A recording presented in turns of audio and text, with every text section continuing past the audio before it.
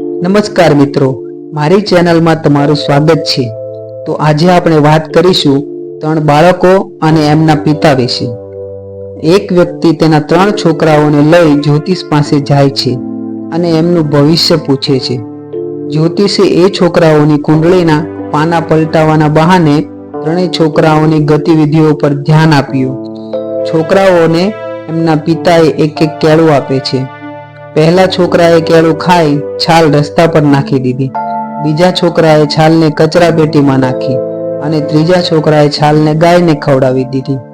3 છોકરાઓમાંથી જ્યોતિષે પહેલા છોકરાને મૂર્ખ કહ્યો, બીજા છોકરાને સમજદાર અને ત્રીજાને ઉદાર બનવાની ઘોષણા કરી।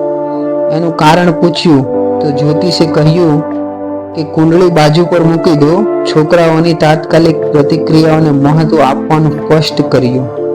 એમણે સ્પષ્ટ કર્યું કે મનુષ્યની જેવી પ્રકૃતિ હશે એવી જ એમની નિયતિ પણ હશે। તો મિત્રો, આ વાર્તાઓ પરથી તદ્દન સ્પષ્ટ છે કે આપણે જેવા બીજ વાવીશું એવા જ ફળ પણ આપણને મળશે। પછી ભલેને આપણી કુંડળીમાં ગ્રહ નક્ષત્રો આમ તેમ ફરતા રહે।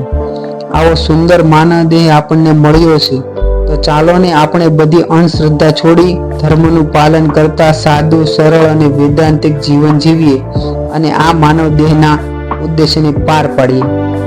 તો મિત્રો, આવી જ અવનવી વાર્તાઓ સાંભળવા માટે મારી ચેનલને જરૂરથી સબસ્ક્રાઇબ કરજો અને અન્ય લોકોને શેર પણ કરજો। તમારા બધાનો ખૂબ ખૂબ આભાર, ધન્યવાદ।